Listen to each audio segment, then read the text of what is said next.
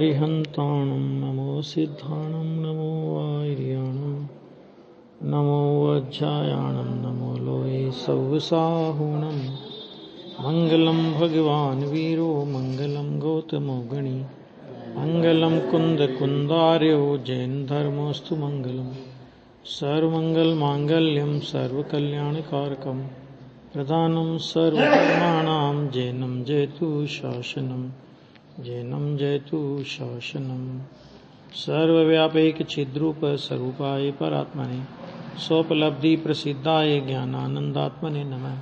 74 page है नए प्रज्ञापन। 11वां नए आज है अविकल्प नए। कल चर्चा हुई थी विकल्प नए की।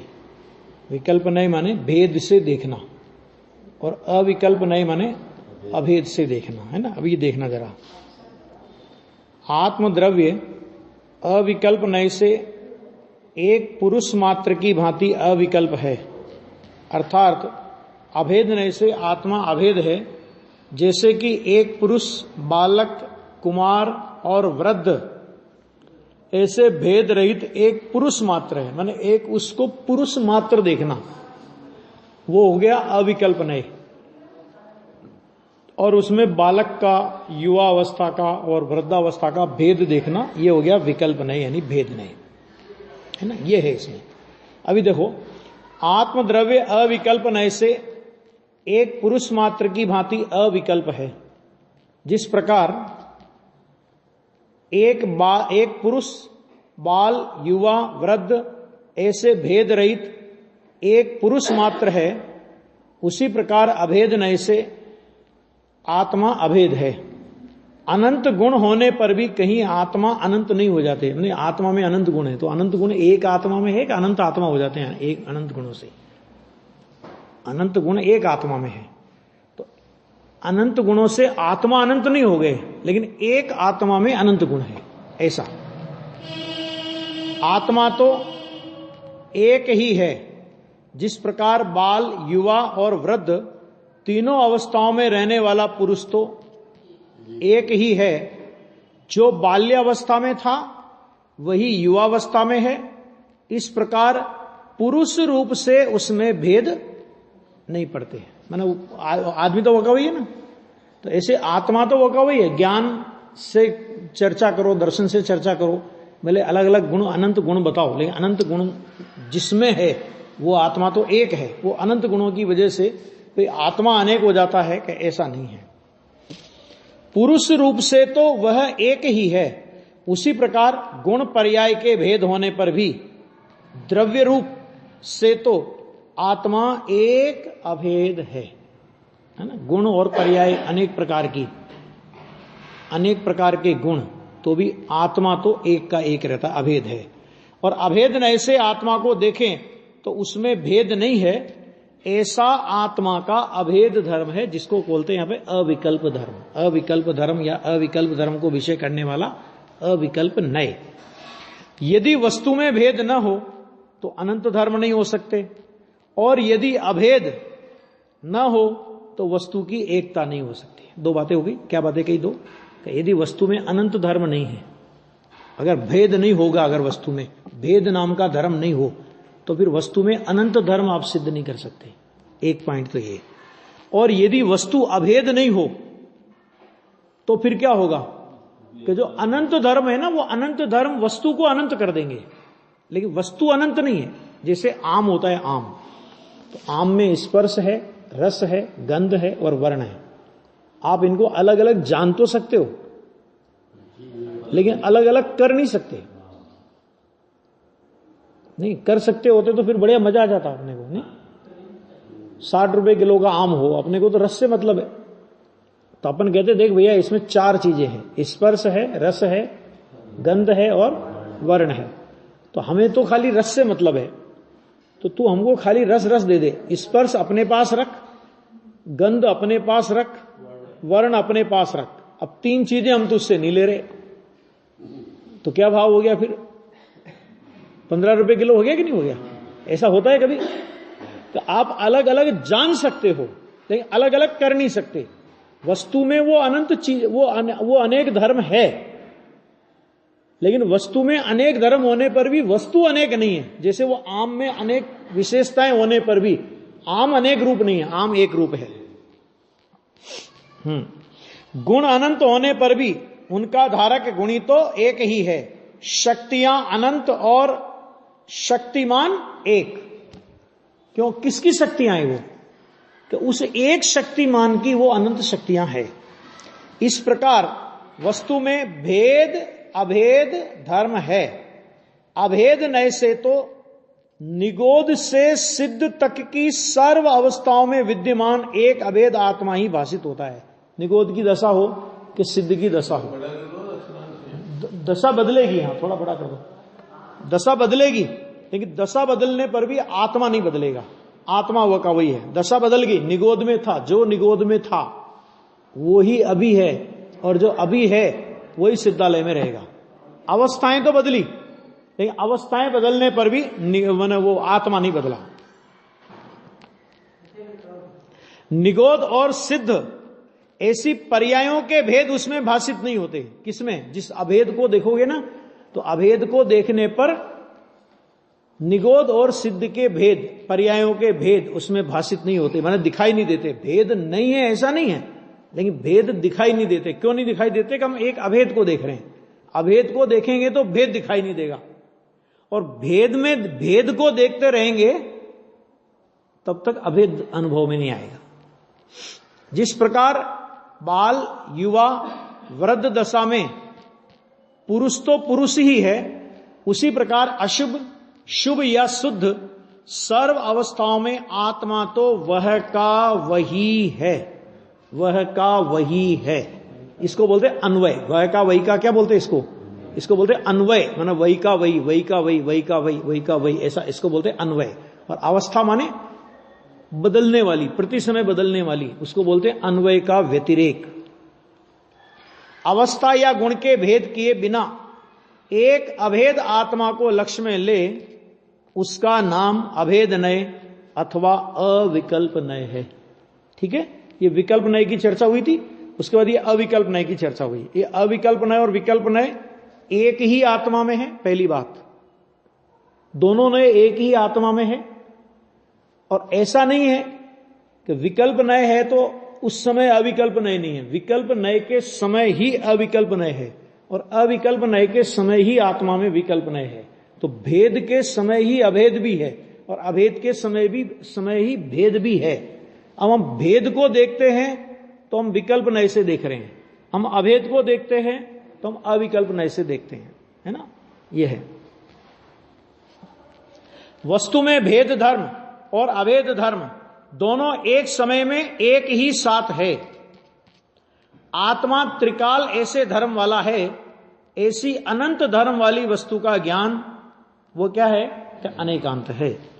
ऐसे ज्ञान के बिना आत्मा का अनुभव नहीं होता। जिस प्रकार राजा को उसके विशेषणों से संबोधन करके अर्ज करे तो उत्तर देता है। राजा को उसके विशेषण से लगावे, फिर उसको कुछ अर्ज करे तो उत्तर देगा। और सीधा बोले, ए राजा बता इसका क्या हुआ, मैंने ऐसी शिकायत दर्ज कराई थी, क्या हुआ उसका, बोल राजा। तो वो कहेगा जेल में डालो इसे।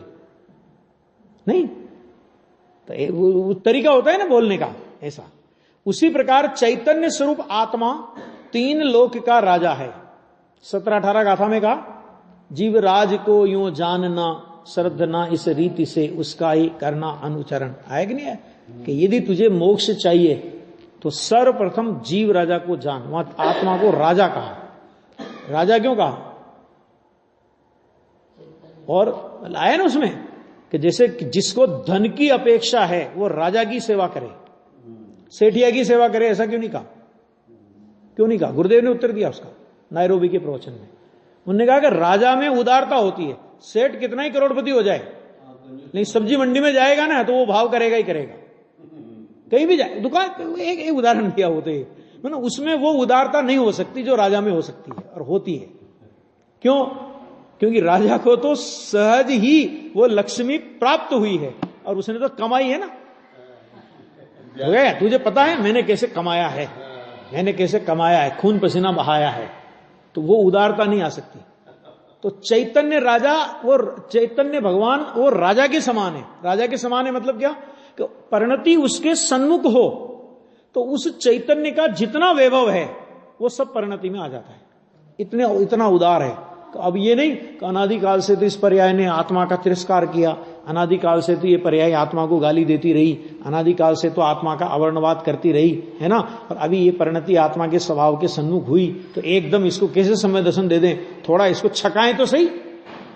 ऐसा नहीं होता। जिस समय वो अनंत काल अनादिकाल की भूल को विस्मृत करके अपने चैतन्य स्वभाव के सन्मुख होती है तो चैतन्य राजा उसी समय चैतन्य राजा के आश्रय से उसमें निर्मलता का अंश प्रकट हो जाता है, ये कह रहे हैं यहां पे। उसी प्रकार चैतन्य स्वरूप आत्मा 3 लोक का राजा है। क्यों 3 लोक का राजा है? क्योंकि जिसे हम 3 लोक के नाथ कहते हैं, ऐसे सर्वज्ञ परमात्मा भी उस राजा की सेवा करते हैं। नहीं, भगवान किसके आश्रय में वर्तते हैं? नमन करने वाले पुरुष भी जिसे नमन करते हैं, ध्यान करने वाले पुरुष भी जिसका ध्यान करते हैं। आया कि नहीं? नमन करने योग्य कौन? क्या पंच परमेष्टि। ध्यान करने योग्य कौन? क्या पंच परमेष्टि। कि वे पंच परमेष्टि किसको नमन कर रहे हैं? वे पंच परमेष्टि किसका ध्यान कर रहे हैं? कि वो आत्मा का ध्यान कर रहे हैं। तो नमन करने योग्य ध्यान करने योग्य कौन हुआ? कि ध्यान करने योग्य और नमन करने योग्य आत्मा हुआ, बराबर। तो इस प्रकार उसी प्रकार संबोधन करे, अर्थात संबोधन करेगा मतलब क्या, कि उस आत्मा को जाने तो वह उत्तर दे, अर्थात उसका अनुभव। उत्तर देने का मतलब क्या है यहां पे? उत्तर दे माने जैसा वो स्वरूप है वैसा पर्याय में प्रकट हो जाए, अर्थात अनुभव हो जाए, उसका नाम उत्तर देना है। अनंत धर्मों वाले आत्मा को यथावत जाने बिना ज्ञान सच्चा नहीं होता, और ज्ञान के बिना आत्मा की प्राप्ति माने अनुभव नहीं होता। अब जो ज्ञान का दुश्मन बन गया कि क्या करेगा जान के, जानने के बाद भी तो कुछ करना ही है। नहीं, ये कर्तव्य का रस तो इतना जोरदार चढ़ा हुआ है लोगों को कि जानने के बाद भी तो कुछ करना ही है ना, तो जानने में क्यों टाइम खराब करते हो? भाई करने लोगों कुछ भी, भाई जानने के बाद भी ये करना है कि नहीं करना है। पंडित जी से प्रश्न किया टोडरमल जी से कि जानने में क्या रखा है, फल तो कुछ करेंगे उसका लगेगा। तो अभी ये उदाहरण लगाओ कि डॉक्टर है, डॉक्टर अब वो डॉक्टरी की पढ़ाई करता है, एमबीबीएस करता है, और उसके बाद भी क्या करना है उसको? एमबीबीएस करने के बाद क्या करना है उसको? तो मरीजों को देखना है, मरीजों को देखना है, ऑपरेशन करना है, चीर फाड़ करनी, यही करना है ना। तो कह के पढ़ने में 6 साल क्यों खराब करूं मैं? हैं? हाँ, और औजार लेकर के पहले से अगर वो ऑपरेशन करने लगे तो ऐसे डॉक्टर से आप ऑपरेशन कराने के लिए तैयार हैं? चांदमल जी साहब बोलो, आप करा लोगे? मौत का बुलावा है, वहां नहीं कराएगा। और यहां जो प्रथम सम्यक दर्शन का उपदेश नहीं देता, सुन लेना भी ध्यान से, बहुत कठोर बात बोल रहा हूं। जो प्रथम सम्यक दर्शन का उपदेश नहीं देता, सम्यक दर्शन प्राप्त करने की प्रेरणा नहीं देता, दूसरे मार्ग पे लगा देता है जीव को, ऐसा करो ऐसा करो ऐसा करो तो सम्यक दर्शन होगा, वो सब बिना एमबीबीएस की डिग्री के डॉक्टर हैं। अब उनसे आपको ऑपरेशन कराना कि नहीं कराना, ये आपको नक्की करना है कि नहीं? बोलो। यहां तो क्योंकि यहां तो लगता है ना, प्राणों का डर लगता है कि मर जाएंगे ऐसे डॉक्टर से ऑपरेशन कराएंगे तो, और धर्म में कुछ भी चलेगा सब चलेगा। भाई साहब यहां तो मर भी गए तो 1 जन्म बिगड़ेगा, ज्यादा नहीं बिगड़ने वाला कुछ, ख्याल में आ गया। और कसाई की थोड़ी शुभ भाव वगैरह किए होंगे ना, तो जितना ये सड़ा गला शरीर है ना, इससे बढ़िया ही मिलने वाला है, घबराओ नहीं। और नहीं मिलेगा तो भी दोनों हाथ में लड्डू है। नहीं, ये तो शरीर नहीं मिलेगा तो सिद्ध होगा। समझ में आया कि नहीं आया? और मिलेगा, कसाई की बंधुता वगैरह होगी तो मिलेगा, तो इससे अच्छा ही मिलेगा, तो क्या तकलीफ है? हाँ? लेकिन ये मिथ्यात्व के पोषण में कितने जन्म मरण खड़े हो जाएंगे, और अनंत काल में ये जिनवाणी मिलना भी दुर्लभ हो जाएगा, ये समझ लेना, है ना। बहुत गुरुदेव इसलिए बोलते थे, बहुत बहुमान इस वाणी, देखो ये वाणी अंतर में समझ में आवे वो तो बहुत जोरदार बात है, वो तो आना ही चाहिए, लेकिन वो आवे वो तो ठीक है ही, लेकिन उसके अलावा भी इस वाणी का कितना बहुमान अपने को आना चाहिए। जिनेंद्र परमात्मा की ये दिव्य वाणी, ये सामान्य थोड़ी नए प्रज्ञापन चल रहा है, गुरुदेव की वाणी थोड़ी है। गुरुदेव ने तो वो कहा है जो जिनेंद्र भगवान ने कहा, ये तो भगवान की वाणी है, ये नयों का स्वरूप भगवान की वाणी में आया। ये नियम सार में लिखा, नियम सार में प्रारंभ में कलश किया ना आचार्य भगवान ने, टीकाकार ने, मुनिराज ने जो कलश लिखे, तो उसमें लिखा कि श्रुतधरों की परंपरा से गणधर देव से चली आई ये टीका, नियम सार की टीका है ना, कि ये तो गणधर देव की परंपरा से चली आई है, ये तो गणधर देव का उपदेश है। तो इस टीका को रचने वाले हम मंद बुद्धि तो कौन? आचार्य भगवान अपने को कह रहे हैं, खुद को, कि हम तो मंद बुद्धि हैं, हम कौन होते हैं टीका रचने वाले? ये टीका तो भगवान सर्वज्ञ की परंपरा से चली आई है। आया बात समझ? बहुत गजब बात है भाई। देखो, अब प्राप्ति अनुभव नहीं होता, इसलिए जिसे धर्म करना हो उसे आत्मा के धर्मों द्वारा आत्मा को पहचानना चाहिए। ये आचार्य भगवान ने बात रखी अपने सामने। 11 नयों से आत्मद्रव्य का वर्णन किया। अब नाम, स्थापना, द्रव्य और भाव है ना, ऐसे 4 नयों से आत्मद्रव्य का वर्णन करेंगे। ये 4 नय कौन से हैं पता है? ये निक्षेप के नय हैं। ये निक्षेप होते हैं ना 4 प्रकार के, नाम, स्थापना, द्रव्य और भाव, ये 4 प्रकार के निक्षेप होते हैं। तो अब जो 4 नय चलते हैं वे 4 नय निक्षेप के नय हैं, निक्षेप के नय। तो उसमें पहला निक्षेप का पहला नय हुआ नाम नय, और इस 47 नयों के क्रम में ये 12वें नंबर का नय है, इसका नाम है नाम नय। दूसरा आएगा स्थापना नय, तीसरा आएगा द्रव्य नय, चौथा आएगा भाव नय। पहले जो द्रव्य नय आया था शुरू में द्रव्य नय आया था ना पहला नंबर का, तो वो नय और ये नय अलग है, ये स्थापना वाला द्रव्य नय है, बराबर। अभी देखो नाम नय का मतलब क्या है।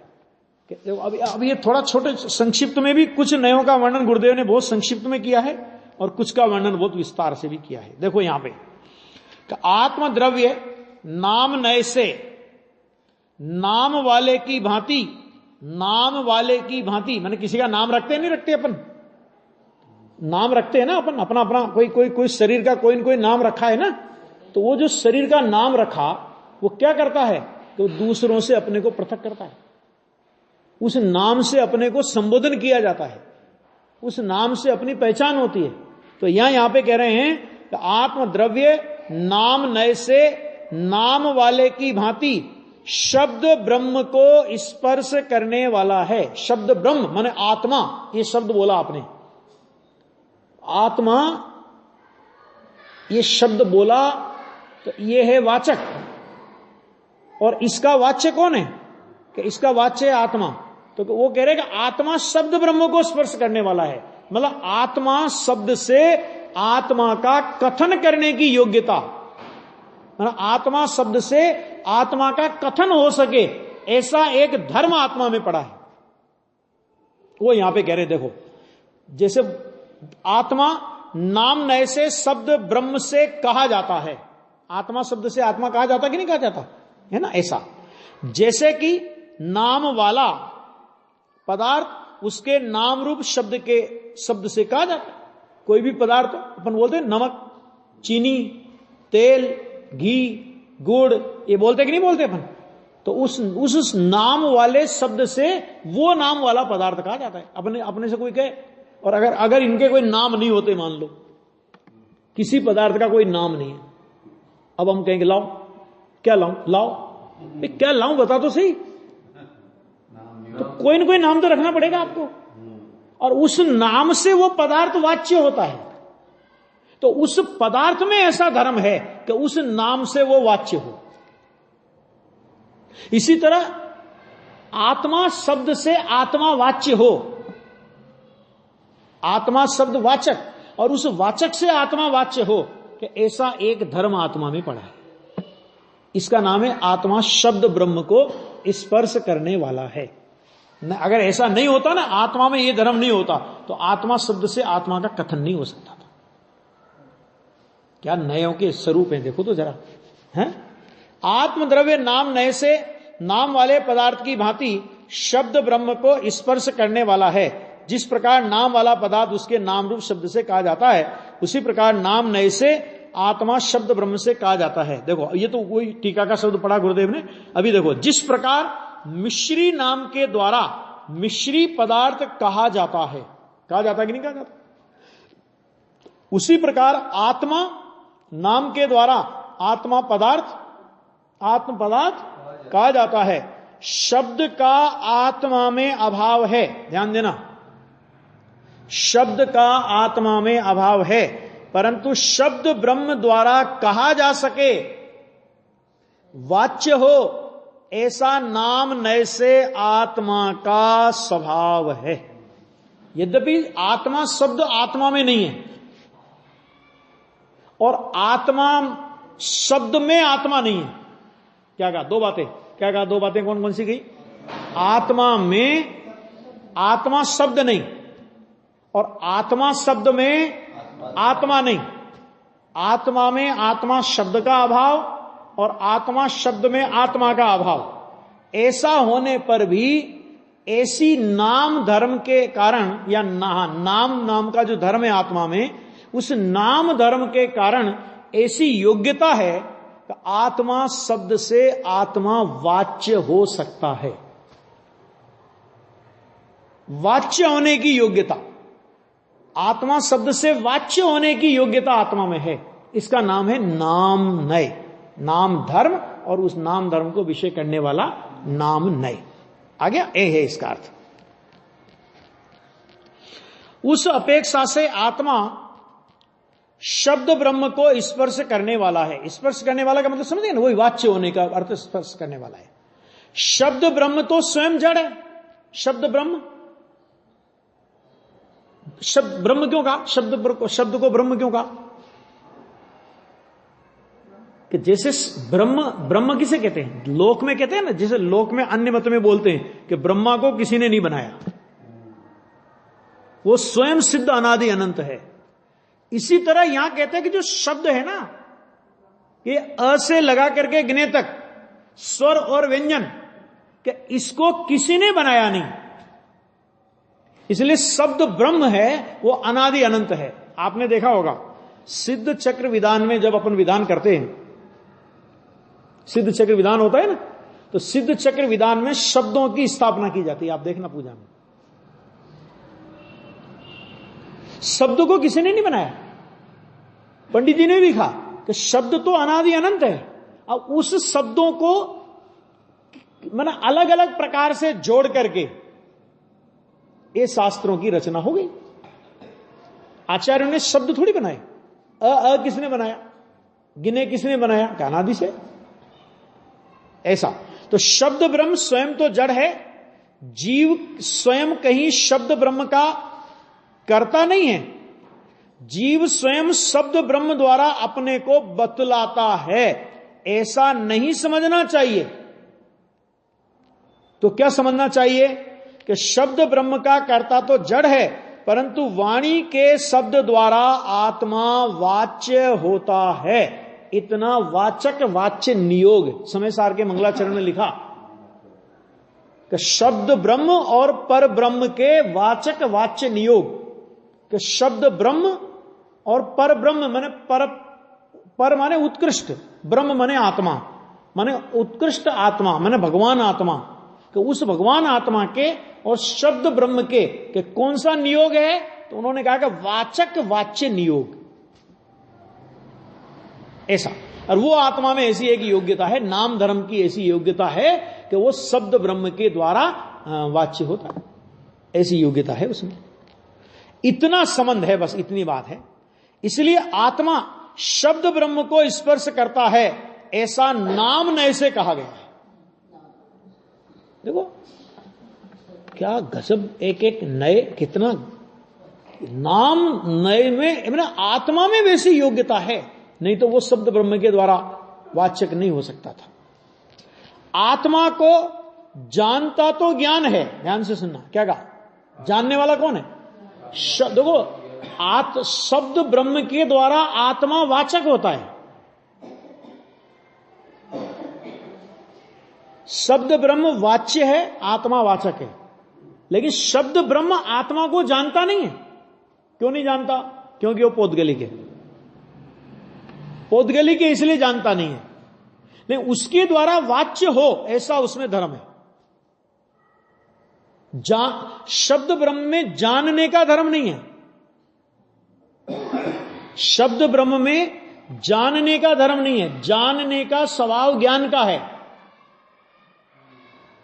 लेकिन शब्द ब्रह्म के द्वारा आत्मा में वाच्य होने का धर्म है। ख्याल में आ गया? ऐसा जानता तो ज्ञान है, कहीं वाणी में जानने का सामर्थ्य नहीं है। आया? आत्मा ऐसा शब्द बोला जाए, वहां आत्मा नामक पदार्थ ज्ञान के लक्ष्य में आता है। 3 तरह के अपने यहां पे समय की चर्चा आती है। एक होता है शब्द समय, एक होता है ज्ञान समय, और एक होता है अर्थ समय। 3 तरह के समय कौन कौन से हुए? शब्द समय, अर्थ समय और एक ज्ञान समय। शब्द समय माने जो हमने ये बोला आत्मा शब्द हमने बोला, तो आत्मा शब्द बोला, ये हुआ शब्द समय। ठीक है? आत्मा शब्द बोलने से जो आत्मा संबंधी ज्ञान हुआ अपने को, कि आत्मा कहना चाह रहे हैं ये, तो आत्मा संबंधी जो ज्ञान हुआ उसको बोलते हैं ज्ञान समय। और आत्मा नाम का जो पदार्थ है, या उस आत्मा नाम के पदार्थ को बोलते हैं अर्थ समय। अर्थ समय माने वो पदार्थ, शक्कर, चीनी बोला, तो चीनी नाम का पदार्थ ये हुआ अर्थ समय। चीनी शब्द से अपने को चीनी का ज्ञान हुआ, उसका नाम है ज्ञान समय। और चीनी शब्द ये हुआ शब्द समय। आ गया ना? तो वो ये जो शब्द समय है ये उस अर्थ समय का वाचक है। क्यों? क्योंकि इस शब्द समय से अपनी योग्यता से, ज्ञान की योग्यता से ज्ञान समय पैदा होता है। माने ज्ञान तो ज्ञान की योग्यता से होता है, शब्द से ज्ञान नहीं होता। ध्यान से सुनना, शब्द से ज्ञान नहीं होता, लेकिन शब्द से वो पदार्थ वाच्य हो ऐसा पदार्थ में धर्म है। शब्द से पदार्थ वाच्य होने का धर्म है, और ज्ञान में जानने का धर्म है। पदार्थ, ज्ञान और शब्द, इस तरह तीनों को समय बोला है। इसलिए नाम नए से आत्मा उस शब्द को स्पर्श करता है। स्पर्श करता है मतलब वाच्य होता है। स्पर्श का मतलब यहां वाच्य होता है। नहीं तो आप कहोगे कि एक द्रव्य दूसरे द्रव्य को तो स्पर्श नहीं करता, पुद्गल को आत्मा ने कैसे स्पर्श किया? कहें स्पर्श करने का मतलब माने वाच्य होना, इसका नाम है स्पर्श करना। आत्मा ऐसा शब्द बोलने की शक्ति कहीं आत्मा में नहीं है। वाह गजब, क्या कहा? आत्मा शब्द कौन बोलता है? भाषा वर्गणा बोलती है। भाषा वर्गणा में से आत्मा शब्द होता है, आत्मा में आत्मा शब्द नहीं होता। अरे कोई शब्द नहीं होता आत्मा में, क्योंकि आत्मा शब्द बोलने की सामर्थ्य नहीं रखता। आत्मा तो चैतन्य है, और जो शब्द है वो पौद्गलिक है। पुद्गल की किसी पर्याय को आत्मा करे ऐसा नहीं होता। बराबर?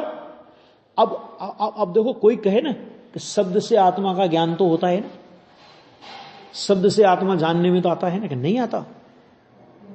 शब्द से वाच्य होने का धर्म आत्मा में है, वो आत्मा की योग्यता है। आ गया? ऐसा है बहुत। शब्द बोलने की शक्ति तो भाषा वर्गणा में है, उस वाणी से वाच्य हो ऐसा धर्म आत्मा में अनादि अनंत है। और इसलिए अनादिकाल से आत्मा शब्द ज्ञानी बोलते आए हैं, और अज्ञानी समझते आए हैं, और समझ करके ज्ञानी होते आए हैं। आ गया? वाच्य कब? देखो, शब्द में वाच्य होने की ताकत, वाचक होने की ताकत, और शब्द से आत्मा में वाच्य होने की ताकत। लेकिन कब हम समझें तो हमारे लिए, नहीं तो कह दिया ठीक है, आत्मा बोलते हैं, कुछ होगा, कोई किसी चीज का नाम होगा। हम उस वाचक वाच्य संबंध को नहीं पकड़े, हम अपने ज्ञान में आत्मा को प्रसिद्ध नहीं करें, तो शब्द में कहने की ताकत हो और आत्मा में कहलवाने की ताकत हो, मतलब वाच्य होने की ताकत हो, तो भी हमारे लिए कोई मतलब का नहीं होगा।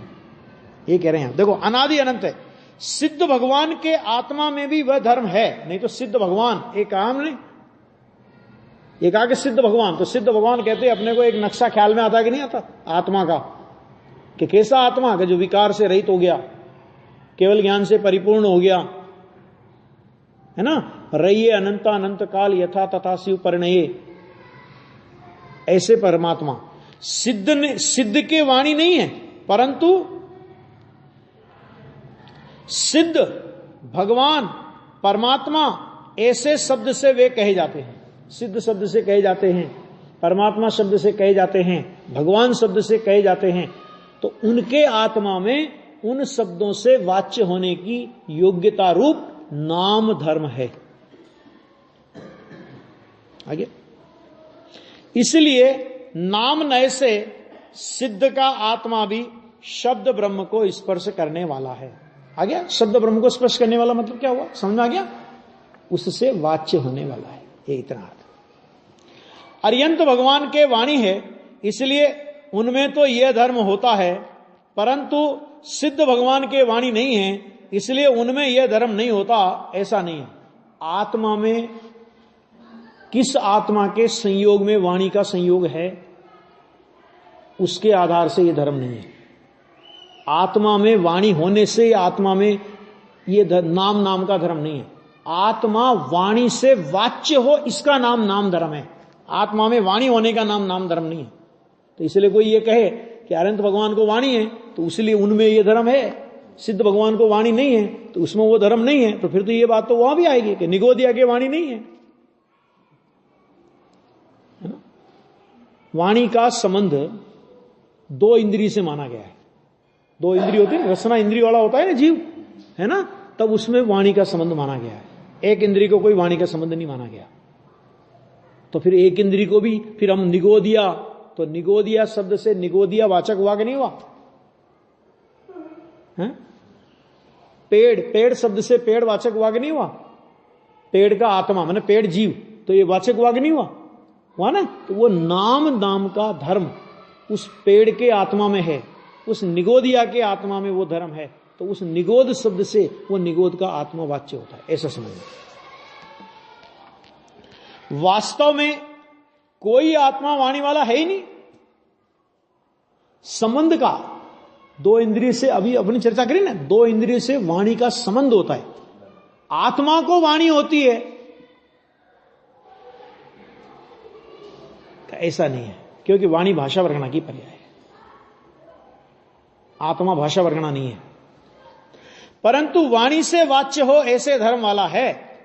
आत्मा में वाणी का अभाव है, परंतु वाणी से वाच्य हो ऐसे धर्म का अभाव नहीं है। वाणी का तो अभाव है, तो केवली भगवान की दिव्य ध्वनि सब ये कथन परमार्थ है कि व्यवहार है? भगवान की दिव्य ध्वनि खीरी, तो भगवान की दिव्य ध्वनि होती है। जे खाने चर्चा में प्रश्न उठाया कि तुम भगवान की दिव्य ध्वनि अगर नहीं मानते हो, आत्मा की दिव्य ध्वनि नहीं मानते हो, तो फिर दिव्य ध्वनि की प्रामाणिकता क्या है? तो आप तो कहोगे तो पौद्गलिक है, तो उसकी प्रामाणिकता क्या है? तो उसका उत्तर दिया है, कलश टीका में भी दिया है कि भगवान की जो दिव्य ध्वनि होती है ना, वो केवल ज्ञान अनुसारिणी होती है। केवल ज्ञान अनुसारिणी का मतलब क्या? कि जैसा केवल ज्ञान में ज्ञात हुआ वैसा का वैसा वाणी में प्रतिपादित होता है। यद्यपि वाणी केवल ज्ञान में क्या ज्ञात हुआ ये नहीं जानती, और जो ज्ञान जानता है ज्ञान में वो वाणी बोल नहीं सकता। जो जानता है वो बोल नहीं सकता, जो बोलता है वो जान नहीं सकता। नहीं है, बोलता है वो जानता नहीं, जानता है वो बोलता नहीं। फिर भी ज्ञान और वाणी का ऐसा निमित्त नैमित्तिक संबंध है कि केवली भगवान की वाणी जैसा केवल ज्ञान में उन्होंने वस्तु स्वरूप देखा, उस केवल ज्ञान अनुसारिणी होती है। लेकिन केवल ज्ञानी की वाणी होती है, ऐसा बिल्कुल नहीं है। वाणी तो वाणी की है, वाणी तो पौद्गलिक रचना है। आ गया? हाँ, ऐसा धर्म का अभाव नहीं है। तो धर्म तो आत्मा का अपना ही है, कहीं वाणी के कारण वह धर्म नहीं है। क्यों? क्योंकि देखो, वाणी से वाच्य होने का धर्म आत्मा का अपना है, उस धर्म में भी वाणी की अपेक्षा नहीं है। वाणी से वाच्य होने रूप धर्म का मालिक कौन? कि मालिक आत्मा, मालिक वाणी नहीं। आ गया? कहीं वाणी के कारण वह धर्म नहीं है। आत्मा शब्द है, इसलिए उसके कारण आत्मा का वाणी से वाच्य होने का धर्म है, ऐसा नहीं है बिल्कुल। शब्द अलग चीज है, वाच्य वाचक अलग चीज। वाणी और आत्मा पृथक है। आत्मा के वाणी नहीं है, परंतु आत्मा वाणी से वाच्य होता है, ऐसा धर्म है आत्मा में। बस यदि आत्मा शब्द ब्रह्म को बिल्कुल स्पर्श न करता हो, अर्थात शब्द से बिल्कुल वाच्य न होता हो, तो सर्वज्ञ की दिव्य ध्वनि का उपदेश व्यर्थ जाए। भगवान की दिव्य ध्वनि काहे की लिखी रही? जगत के अज्ञानी जीवों को आत्मस्वरूप का ज्ञान कराने के लिए। और आत्मस्वरूप में अगर ऐसी योग्यता ना हो कि वो उस वाणी के द्वारा वाच्य हो सके, ऐसा धर्म यदि आत्मा में नहीं हो, तो फिर सर्वज्ञ भगवान के उपदेश का क्या मतलब हुआ? वो तो व्यर्थ जाएगा फिर। तो कहते हैं इसलिए आत्मा में ऐसा एक धर्म है। आत्मा सर्वथा वाणी के अगोचर नहीं है। जो जीव शब्द से आत्मा को समझ जाए, उसे कथनचित वाणी गोचर कहा जाता है। ये अपने ऊपर है भी। अगर हम शब्द के द्वारा आत्मा को समझें, तो हमारे लिए वो कथनचित वाणी गोचर कहा जाएगा। वाणी गोचर माने वाणी से आत्मा का ज्ञान हमने किया, तो हमारे लिए वाणी गोचर कहा गया। और आत्मा का ज्ञान नहीं किया वाणी से, तो वाणी से आत्मा का ज्ञान नहीं किया, तो कि भले ही आत्मा में वाणी से वाच्य होने का धर्म है, लेकिन अगर हमने वाणी से आत्मा का ज्ञान नहीं किया, तो हमारे लिए वो वचन गोचर, हमारे लिए वो गोचर नहीं है। आ गया?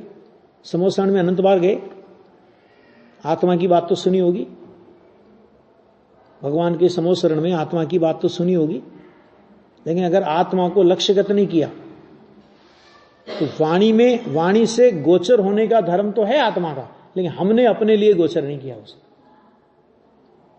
जिम्मेदारी सारी अपने पर आती है।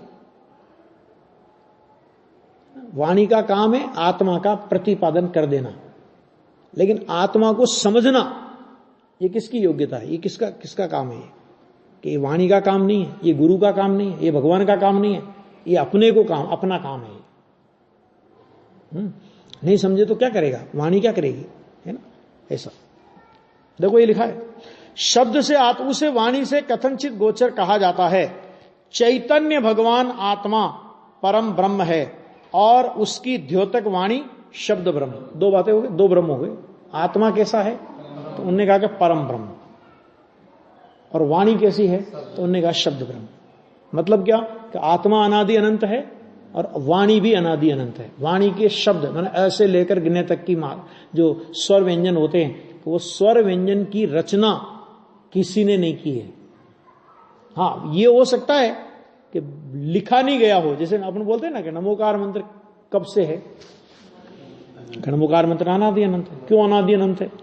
क्योंकि जिसमें उस नमोकार मंत्र में जिन पंच परमेष्ठियों को नमस्कार किया, ऐसे पंच परमेष्ठियों का अनादि काल से अनंत काल तक कभी विरह नहीं होता। भरत क्षेत्र में विरह हो जाए अलग बात है, ऐरावत क्षेत्र में विरह हो अलग बात है। विदेह क्षेत्र ऐसा एक क्षेत्र है जहां पर ये सारे परमेष्ठी पाए जाते हैं। एक समय के लिए भी विरह है कभी? अरिहंत भगवान है, सिद्ध भगवान सिद्धालय में अनादि अनंत विराजमान है। आचार्य उपाध्याय और साधु परमेष्ठी भगवान के समोसरण में होते कि नहीं होते? इनका कभी विरह नहीं होता। भले ही उस नमोकार मंत्र को वर्तमान में लिपिबद्ध रूप से धरसेन आचार्य से शिक्षा प्राप्त पुष्पदंत भूतबली आचार्य महाराज ने लिखा हो। सठंडागम का मंगलाचरण है ना, ये नमोकार मंत्र क्या है? षटखंडागम का मंगलाचरण है। तो भले ही लिखा उन्होंने हो, लेकिन है अनादि अनंत। क्यों? क्योंकि उसका जो वाच्यभूत पद है, अनंत सिद्ध आचार्य पद है साधु, जो उसके वाच्यभूत पद है, तो वो वाच्यभूत पद अनादि अनंत है, तो उसका वाचक मंत्र भी अनादि अनंत है। इसी तरह शब्द ब्रह्म अनादि अनंत क्यों है? क्योंकि शब्द ब्रह्म का वाच्यभूत भगवान आत्मा अनादि अनंत है।